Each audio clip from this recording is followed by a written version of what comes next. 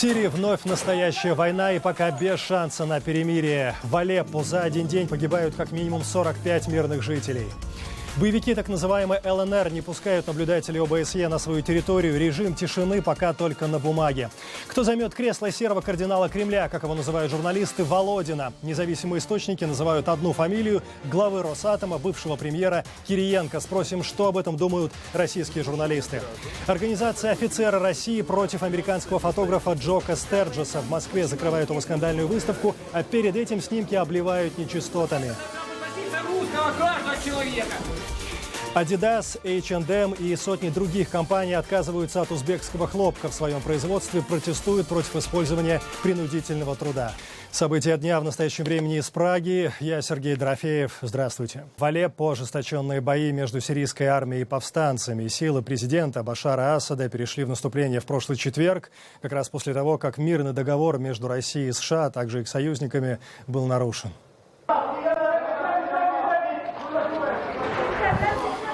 По данным сирийской правозащитной организации со штаб-квартирой в Лондоне, только в субботу в Алеппо погибли как минимум 45 мирных жителей, в том числе 10 детей. Точное число жертв из-за постоянных обстрелов узнать практически невозможно.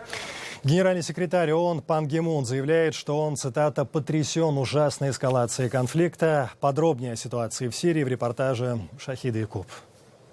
В минувшие выходные бои сконцентрировались около лагеря переселенцев Хандарат, который переходил из рук в руки. Это кадры, опубликованные сирийской армией, на которых вы видите, как правительственные войска заходят в этот пункт. Хандарат находится всего в нескольких километрах от Алеппо, и его взятие означает значительное продвижение вперед сирийской правительственной армии. Хандарат находился под контролем сил оппозиции несколько лет. Вместе с сирийской армией там сражаются группировки, поддерживаемые Ираном, бойцы ливанской партии Хезболла и палестинские военизированные формирования. Однако пока еще рано говорить, что победа окончательная. На этих кадрах, полученных из соцсетей, вы видите, как повстанцы проводят контратаку в том же Хандарате. По словам оппозиции, в воскресенье лагерь еще находился в их руках, но потом начались бомбовые удары, которые предрешили исход сражения. По словам представителей оппозиционных группировок, районы Алеппо, которые находятся под их контролем, были подвержены ожесточенным бомбовым ударам. Оппозиция утверждает, что бомбежки вела российская авиация. Армия, поддерживаемая Москвой Башара Асада, перешла в наступление на Алеппо, где остается 250 тысяч мирных жителей. В четверг после фиаско согласованного Россией и США перемирия. Оно продержалось около недели. В результате интенсивных авиаударов были убиты десятки людей. В соцсети были выложены множество видео, на которых вы видите, как спасатели вытаскивают раненых из-под завалов, и как им оказывается медицинская помощь. Некоторые районы полностью разрушены. По словам местных жителей, авиаудары были намного мощнее, чем раньше. Из-за сложившейся ситуации в Сирии Совбез ООН вызвал экстренное совещание в минувшие выходные. США назвали российскую кампанию в Сирии варварством, а не контртерроризмом. За последние 72 часа Россия и правительство Асада нанесли более 150 авиаударов по Алеппо. Погибли по меньшей мере 139 человек, сотни ранены. Легендарный город Алеппо превратили в руины. Вместо того, чтобы добиваться мира, Россия и Асад воюют. Вместо того, чтобы доставлять помощь мирному населению, они бомбят гумконвои, больницы и спасателей, которые всеми силами стараются помочь людям. В то же время российский представитель в ООН Виталий Чуркин сказал, что закончить войну сейчас – это невозможная задача. В результате на территории Сирии орудуют сотни вооруженных группировок. Территорию страны бомбят все, кому не лень. Возвращение страны к миру стало почти невозможной задачей. Ну а Стефан де Мистура, уполномоченный ООН по переговорам в Сирии, несмотря на эти ремарки, все же не теряет оптимизма. Я уверен, что мы все еще можем изменить ход событий. Мы это уже несколько раз доказывали. Потому что если мы все бросим, это станет сигналом для международного сообщества, что мы бросили сирийский народ на произвол судьбы.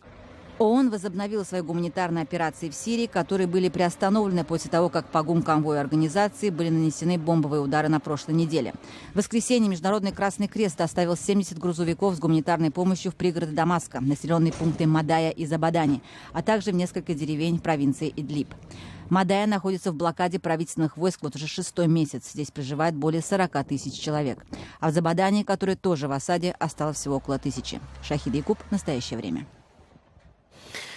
Появился призрачный шанс на перемирие на Донбассе. Места разведения сил украинской армии с одной стороны, так называемых ДНР, ЛНР с другой, начал лично патрулировать замглавы миссии ОБСЕ Александр Хук. Первую точку КПП в городе Золотое наблюдатели посетили сегодня. Изначально они собирались перейти с контролируемой Киевом территории на неподконтрольную, однако вооруженные люди со стороны непризнанной ЛНР не позволили им этого сделать. Дорога между блокпостами боевиков и украинских военных заминирована. У нас ограничен доступ, поскольку территории заминированы и есть некоторые трудности в физическом доступе. Мы также пытаемся патрулировать с помощью дистанционного доступа, посылая точно такие же экипажи с противоположной стороны. Решение об отводе военных и техники было принято в Минске на прошлой неделе. Речь пока идет только о 3 точках линии фронта. Это город Золотое, станица Луганская и село Петровское. Отвод должен начаться после 7 дней режима абсолютной тишины и продлиться около 2 недель. И теперь в Россию. Кто займет кресло серого кардинала Кремля? Именно так называют его журналисты. Вячеслава Володина. Заместителем руководителя администрации президента России может стать бывший премьер, а ныне глава Росатома Сергей Кириенко. Об этом сообщают РБК и Дождь, ссылаясь на свои источники в Кремле. На медне Вячеславу Володину предложили стать спикером Госдумы нового созыва. До этого на протяжении более чем 5 лет он курировал внутреннюю политику. Мы собрали мнение журналистов о том, как дальше может сложиться карьера Вячеслава Володина. Пока должность замруководителя администрации президента остается вакантной, ряд российских изданий со ссылкой на источники в Кремле называют возможными кандидатами губернатора Подмосковья Андрея Воробьева, его считают человеком Шойгу, который тоже был губернатором Подмосковья, руководителя управления общественных проектов администрации президента Павла Зиньковича и даже главу ВГТРК Олега Добродеева. В воскресенье стало известно, что этот пост может занять бывший премьер России, глава корпорации «Росатом» Сергей Кириенко. Кандидатуру же самого Вячеслава Володина в субботу 24 сентября на съезде «Единой России» утвердили на должность спикера Госдумы 7-го созыва. Ряд журналистов считает это понижением для Володина, несмотря на то, что формально это 4-й государственный пост в стране. В администрации президента Володин курировал всю внутреннюю политику, сменив на этом посту Вячеслава Суркова. Но он круче Суркова, пишет в своей статье Олег Кашин. Ему удалось побить рекорд своего предшественника. На выборах этого года Дума получила 2-е в своей истории конституционное большинство. 343 мандата из 450 против 315 в 2007 году. Всем тогда казалось, что это исторический максимум, куда уж больше. А теперь 343 мандата кажутся промежуточным шагом на пути к тотальной единороссовской Госдуме, чтобы 450 из 450. Однако Володин явно перестарался, считает Илья Барабанов, приводя в пример загадочные 62,2%, спущенные на Саратовскую область в ночь подсчета голосов на фоне разговора Эллы Памфиловой о прозрачности и легитимности этих выборов и рекордно низкой явки, что якобы лично не удовлетворило Владимира Путина. Слухи о спикерстве Володина ходили еще в июне, когда ему предложили возглавить список 15-й региональной группы, в которую входит и Саратовская область, и он ушел в предвыборный отпуск. Сопротивляясь новому назначению, он успел пролоббировать важные назначения своих людей. А ход выборной кампании, отсутствие заметных скандалов и неожиданно высокий результат «Единой России» подавали Володину надежду остаться в Кремле. Но по каким-то причинам президент принял другое решение. Володин до последнего боролся, чтобы остаться в администрации президента. Ссылаясь на источник, близкий к Кремлю, пишет в «Ведомостях» Петр Козлов. Измельчит ли Володина Дума, в одноименной статье рассуждает Татьяна Становая. Якобы у него есть шанс изменить институт спикерства и стать влиятельнее своих предшественников. Становая отмечает, что нельзя пока считать это понижением, потому что путинская стилистика учит не торопиться с выводами, и приводит в пример Сергея Шойгу, которого после назначения губернатором Подмосковья тоже списывали, а сейчас он является одним из главных decision makers. В Москве тем временем проходит очередной 2-й съезд сепаратистов. Место проведения своего форума организаторы антиглобалистское движение России выбирают дорогой отель «Ритц-Карлтон». Полное название съезда «Диалог наций. Право народов на самоопределение и построение многополярного мира». Правда, говорят делегаты почему-то в основном о единении. Подробнее Дарья Соловьева. Молодые участники форума улыбаются и делают совместные фотографии. Представители сепаратистских и националистических движений из Молдовы, Ливана, Испании, Великобритании и США – всего 12 стран. Главную цель съезда объясняет Алексей Гаврилко. что-то мы расскажем новое, что-то нам расскажут новое. На его плече нашивки ДНР и «Не зли Донбасс». Но он просит представить себя как частное лицо. Считает, что самое сложное в борьбе за признание независимости ДНР – бюрократия в России. Говорит, что делать надо еще много, но что именно делать – не знает. Не знает и какой будет ДНР через 5 лет. 5 лет – это вообще большой такой. То есть еще в конце 2013 года никто не мог вообще представить, что что-то такое будет. Это как 1000 лет. Александр Тванба гордится двойным абхазским и российским гражданством. Весной 2014-го он уехал добровольцем на Донбасс. Боевым крещением для него стал Дебальцевский котел. В одном из интервью гладиатор, который вернулся с войны, рассказал о том, как они 3 дня выкуривали бойцов ВСУ. На форуме «Диалог наций» Александр представляет аппарат Комитета Государственной Думы по делам национальностей. Он сознанием дела объясняет, зачем проводится съезд. Рассказывает, что нужно быть едиными, соблюдать нейтралитет стран и никогда не вторгаться в чужую страну. Это даже Америку, взять, Соединенные Штаты Америки. Поддерживает точку зрения Александра и сепаратист с надписью «Новороссия» на футболке. Это Алексей Неживенко. Он, с одной стороны, за создание независимого одесского землячества, с другой – против любого развала. Развал – это плохо всегда. И всем геополитическим игрокам было бы выгодна стабильность своих соседей. В 2015-м конференция называлась экспертной. В этом году стала правозащитной. Защищать, по идее организаторов, нужны народы, желающие самостоятельности. На это, кстати, выделен президентский грант – 3,5 миллиона рублей. Александр Ионов, организатор мероприятия и президент антиглобалистского движения России, выступил с речью, в которой призвал некоторые страны и США избавиться от имперских замашек и внимательнее относиться к правам людей.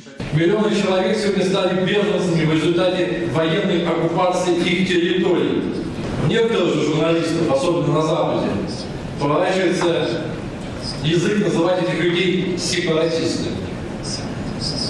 В связи с чем у меня возникает к вам лишь один вопрос. Вам не стыдно? Вы хоть понимаете, о чем вы пишете? Видимо, о чем писал, не понимал и татарский активист Рафис Кашапов. Он посчитал возможным высказать в социальной сети свое отношение к присоединению Крыма и нахождению российских войск в Донецке и Луганске. Следствие, в свою очередь, посчитало его слова, цитата, «направленными на нарушение территориальной целостности России» и приговорило Кашапова к 3 годам тюрьмы. И подобных дел с реальными сроками за последний год в России не менее 15. Это все очень похоже еще на советские времена. В советское время власть поддерживала сепаратистские движения во всем мире, террористические организации во всем мире, снабжала их оружием и одновременно, так сказать, она вела борьбу за мир во всем мире одновременно. Но о том, что согласно Конституции у субъектов Российской Федерации нет права на выход из ее состава и нет даже права вынести этот вопрос на голосование, на конференции «Диалог наций. Право народов на самоопределение» не говорили. Дарья Соловьева. Настоящее время. Это «Настоящее время». Смотрите далее. Организация «Офицеры России» против американского фотографа Джока Стерджеса в Москве закрывает его скандальную выставку. Перед этим снимки обливают нечистотами. Вот это должна быть позиция русского каждого человека. Adidas, H&M и сотни других компаний отказываются от узбекского хлопка в своем производстве, протестуют против использования принудительного труда. Итак, «Офицеры России» против американского фотографа. До вчерашнего дня выставка Джока Стерджеса под названием «Без смущения» проходила в Московском центре фотографий имени братьев Люмьер. Закрыть экспозицию пришло руководство галереи, как оно призналось, из-за угроз и опасений, что могут пострадать не только экспонаты, но и посетители. Впрочем, обо всем по порядку.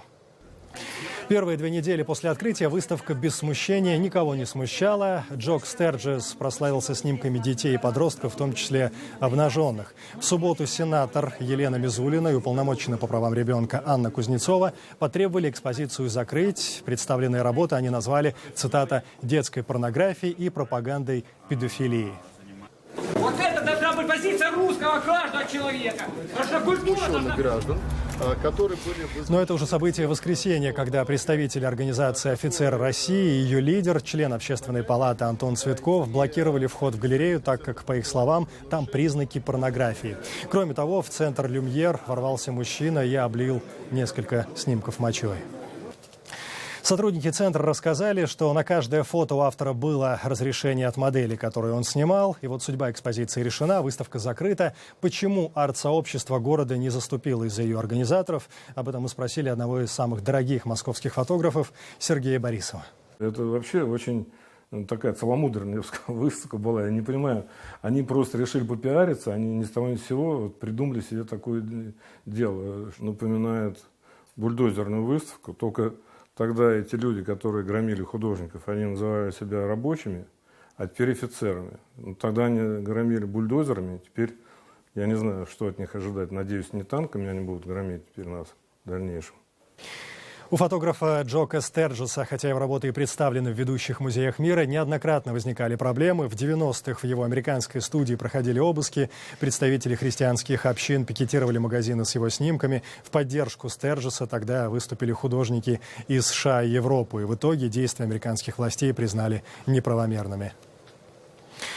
Далее. В Азербайджане снова меняют Конституцию. Сегодня там проходит референдум. ЦИК уже признал его состоявшимся. Результаты пока неизвестны.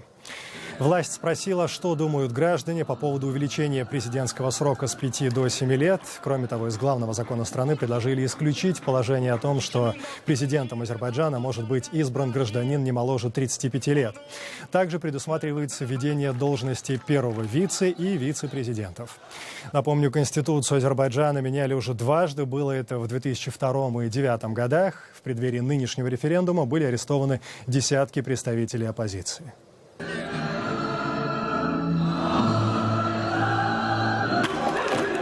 Те, кто остались на свободе, вывели на улицы тысячи несогласных. Тех, кто неоднократно выступал с критикой предлагаемых изменений, называя их антидемократическими. Лидер одной из партий при этом заявил, у меня цитата, «Референдум проводится с целью укрепления монархического режима Алиевых».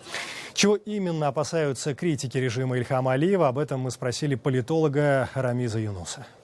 То, что предлагает сегодня режим Алиева совершить в Азербайджане, то есть пойти путем, я думаю, все зрители знают, что такое в Северной Корее и в Сирии. Да? То есть это дедушка, отец, сын. И точно так же было в Корее от Хафиза Асада к сыну Башара Асада. В Азербайджане уже произошло от Гейдара Алиева к сыну Ильхама Алиева. Произошла эта реставрация с 2003 года по сегодняшний день. И то, что предлагается сегодня, в 26 сентября, поправки в Конституцию, они предлагают ввести пост конкретно первого вице-президента и уменьшить возрастной ценз с 35 лет до 18 лет. Объясняю это по-простому, чтобы зрителям и слушателям было бы понятно, да, что первый вице-президент, это автоматически предлагается пост для Мехрибан Алиевой, супруги нынешнего президента. В Азербайджане существует официальное правительство, которое возглавляет Ильхам Алиев, то есть он президент, это Конституция, исполнительная власть, как у нас работает. Президент по Конституции, вторая должность принадлежит премьер-министру.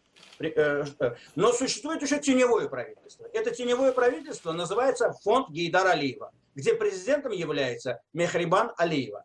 И этот теневой фонд, откуда проходят все 90% коррупционных денег, отмывания этих денег. И Мехрибан Алиева сегодня по всему миру летает. Она даже, к сожалению, имеет статус почетного посла ЮНЕСКО. Понимаете? И вот это все говорит о том, что и нынешнее правительство, и все те люди, которые входят сегодня в исполнительную власть, они одновременно работают с этим фондом Гейдара Алиева. И они прекрасно также работают с Ильхам. Поэтому она в курсе всего, все, что творится в Азербайджане. А 35 лет возраст до 18, это предлагается сделать для его сына, маленького Гейдара Алиева, которому сегодня только исполнилось 18 лет. Поэтому ему нужно несколько вариантов таких форс-мажорных, потому что движет режимом Алиева обычный настоящий страх за возможные последствия для огромного клана в случае какого-нибудь форс-мажора. Вы видите в регионе, что творится, и вполне возможно какая-то форс-мажорная ситуация, и они не хотели бы повторять судьбу режимов Каддафи, режима Саддама Хусейна, естественно, не только для себя, но и для многочисленных своих родственников, для своего клана.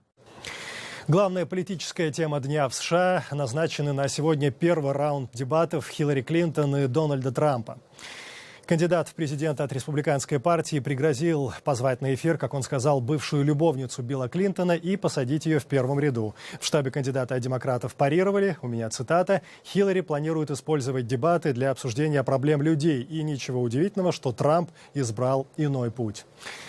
Теледебаты кандидатов в президенты в Америке – это настоящее телевизионное шоу, собирающее огромную аудиторию, о дебатах как о части политической культуры. Мои коллеги из Вашингтона. Первые президентские теледебаты прошли в 1960 году между республиканским вице-президентом Ричардом Никсоном и сенатором-демократом Джоном Кеннеди. Мы должны обеспечить ведущую роль нашей страны, и мы сделаем так, чтобы наша страна снова двигалась. Тщательно отработанное выступление Кеннеди на дебатах с более опытным Никсоном повлияло на результат выборов. Кеннеди победил с небольшим отрывом. Вы можете оказаться лицом к лицу с кем-то более известным и проявить себя как равный. Это одна из тех вещей, что происходит на дебатах. На дебатах 1976 года президент Джеральд Форд навредил себе в борьбе с демократом Джимми Картером.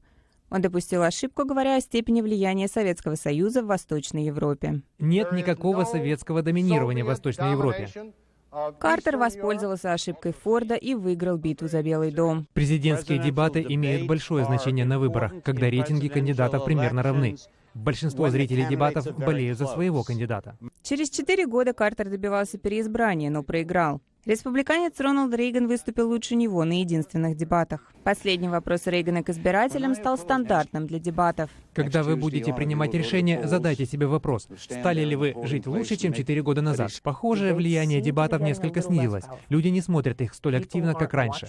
Это, правда, компенсируется тем, что если во время дискуссии один из кандидатов допустит ошибку, то все посмотрят этот отрывок на Facebook или YouTube. Эксперты ожидают, что первые дебаты Клинтона и Трампа привлекут к себе рекордное количество зрителей. Поэтому ставки для обоих кандидатов огромны. И вновь в Россию. Год без зарплаты. В Санкт-Петербурге сотрудники стратегического предприятия «ТИРС» телевидение и радиосвязь вынуждены подрабатывать, чтобы иметь возможность, как они сами говорят, служить Родине. Государственный оборонный заказ специалисты выполняют, по сути, бесплатно. Руководство задолжало своим сотрудникам уже более 40 миллионов рублей. Помочь людям не может при этом даже суд.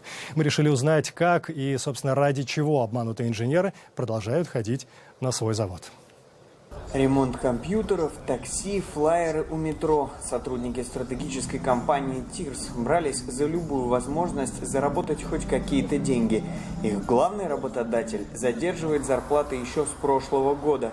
Постепенно коллектив начал таять. Одни уходили незаметно, другие, как Алексей Прохоров, решили за свои права побороться в суде.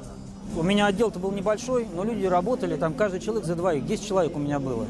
И люди стали увольняться. На оставшихся людей, в общем, увеличилась нагрузка. То есть люди, за двоих, за троих фактически работали и совсем ничего не получали. То есть вот долг передо мной был, значит, на октябрь 2015 года там 350 тысяч. И я первый в ТИРСе, в общем-то, мне черную метку и выкинули. Первый в ТИРСе я был, который пошел в суд. Суд встал на сторону работника. Но экс-руководитель говорит, сегодня ему по-прежнему должны 345 тысяч рублей, а суммарный долг перед коллективом порядка 43 миллионов. Многие до последнего продолжали верить обещаниям. Алексей Ибрагимов уволился только 15 августа. Несмотря на имеющуюся задолженность, перед моим увольнением мы ездили в командировку. Мы поверили руководителям, что да, долг будет погашен. К сожалению, обещания были не выполнены. И после последней командировки, которая состоялась у меня в июле месяце, в конце июля, в начале августа, я вынужден был уволиться. А куда вы ездили? Мы ездили в Новороссийск, Севастополь, для выполнения гарантийных обязательств. Что конкретно делают специалисты, рассказать не могут. Связаны тайной. Дисциплина железная. Только оговариваются, выполняют заказы военно-морского флота, обеспечивают связь и телевидение на кораблях. Молчать о бедственном положении у людей больше нет сил. Дыра в семейном бюджете Алексея – 500 000 рублей. Мы обращались в различные инстанции, в том числе прокуратура Осетровского района, прокуратура города Санкт-Петербурга, в трудовую инспекцию. Но, к сожалению, все наши обращения пропали. Никаких результатов нету. Долг перед сотрудниками колоссальный. В прокуратуре мы не смогли получить оперативный комментарий, как и поговорить с руководством проблемного предприятия на Васильевском острове Петербурга. Кстати, сами экс-работники наладить диалог с бывшим работодателем тоже не могут. Даже справки о долге отказывается выдавать. Никак. Не добиться никакого диалога, ни объяснений, когда все будет выплачено, ни каких-то вообще разговоров, ничего. Несмотря на долги и задержки, еще не все уволились с завода. Держатся в основном работающие пенсионеры. Но они теперь, как сами выяснили, де-юре сотрудники новой компании. Предлагают увольняться и принимают в другую компанию. Вот это вот на страже, без всяких объяснений. Руководство ни разу не встречалось с сотрудниками, не объяснялась ситуация. Предприятию-должнику принадлежат 2 здания в Петербурге. Активисты узнали на сайте Росреестра, что их цена около 500 миллионов рублей. Этого хватило бы, чтобы раздать все долги. Но недвижимость может отойти другим истцам. По информации обманутых работников, против стратегической компании в суде готовится выступить один из российских банков. Владимир Степанов и Александр Рябов. В настоящее время. Петербург. Более 250 крупных мировых производителей одежды отказываются от узбекского хлопка в своем производстве. Среди них такие бренды, как Adidas, H&M и Burberry. Таким образом, они протестуют против использования принудительного, в том числе и детского труда. Правозащитники из года в год говорят о массовых нарушениях прав человека. На хлопковые поля власти Узбекистана и Туркменистана выводят десятки тысяч бюджетников. Урожай собирают на протяжении нескольких месяцев. В это время многие учебные заведения стоят закрытыми. Школьники и студенты также отправляются на работы. Немногим лучше ситуации в соседнем Таджикистане. Там власти думают над созданием новой стратегии по поддержке хлопковых хозяйств. А пока фермеры пытаются выживать, имея практически нулевую выручку. Подробнее мой коллега Анушер Вонарипов. Где-то $700-800, а в национальной валюте, наверное, выйдет 6-7 тысяч сомани нужно потратить на 1 гектар земли. Разок Султонов – фермер и владелец небольшого хозяйства, составляющего 8 гектаров земли. Половина участка в его хозяйстве была засеяна хлопком, и хотя сбор еще не закончился, Разок уже подсчитывает свои будущие доходы. С учетом расходов на оплату воды, земельного налога, пахотных работ, аренды сеялки, подкормки удобрениями, обработки химикатами и оплаты труда наемных рабочих, в общем, должно выйти около $1700 прибыли. Это немного, учитывая, что семья Разока из 6 человек должна прожить на эти средства до следующего сбора хлопка. Выручает то, что многие продукты питания покупать не надо. На второй половине участка Разок выращивает овощи. При этом он считается не бедным человеком, ведь имеет свое поле и дает работу людям. Мы уже собрали 9 тонн хлопка, но урожай еще есть, не весь собран. Выйдет в общем 10-12 тонн. Третий сбор тоже скоро будет, немного доберем. Еще коробочки на кустах растут. Ради этих денег последние 1,5 месяца в поле с утра до вечера работала вся семья Разока и наемные рабочие. В основном соседки и их дети, так как большинство мужчин находится в трудовой миграции в России. Собирать белое золото приходится только руками, так как высокий товарный вид оно имеет только при таком способе сбора. В этом году в республике под хлопчатник было засеяно 162,5 тысячи гектаров земель, что на 8 тысяч меньше прогнозного плана Минсельхоза. Фермерам хлопок приносит все меньше прибыли, и многие не хотят его сеять. На мировом рынке цены продолжают падать, а стоимость ГСМ и удобрений растет. Кроме того, в Таджикистан они попадают далеко не лучшего качества, что напрямую влияет на урожайность хлопка. Если в советское время она составляла 25-30 центнеров с гектара, то сейчас 15-20. Вот прошлый год у нас было более 3000 гектаров посеяны с оголенными семенами хлопчатника, которые она имеет свою специфику. Точный вес хлопчатника при использовании оголенными семенами, она действительно, и нам необходимо специальные техники, сеялки для посева от оголенными семенами на точный вес. Это тоже новые технологии, которые используются во всем мире. При посеве хлопка до сих пор используются дедовские методы, хотя весь мир давно перешел на современные технологии. Если в Таджикистане в ближайшее время не введут новые технологии, то хлопковая монокультура, приносившая львиную долю экспортного дохода, будет полностью вытеснена алюминием, кормовыми и зерновыми культурами. Министерство хозяйства, Министерство хозяйства с учеными, со всеми аграрниками, они разрабатывали стратегию увеличение производства хлопка в Республике Таджикистан. Согласно этой стратегии, там очень хорошие идеи есть. И по дотации есть, и по господдержке есть. Так как у нас все земли частные, несмотря на это, надо господдержка. Розик о новых технологиях не думает. Для него хлопок уже привычен, и какой-никакой, но доход он получит. К тому же сухие стебли хлопка горят и дают тепло зимой, лучше, чем дрова. Анушервон Арипов, Насим Исамов. Настоящее время. Таджикистан. На этом все. Таким был этот понедельник, 26 сентября. Смотрите нас в социальных сетях, в эфире своих национальных телеканалов. В настоящее время Сергей Дорофеев. До свидания.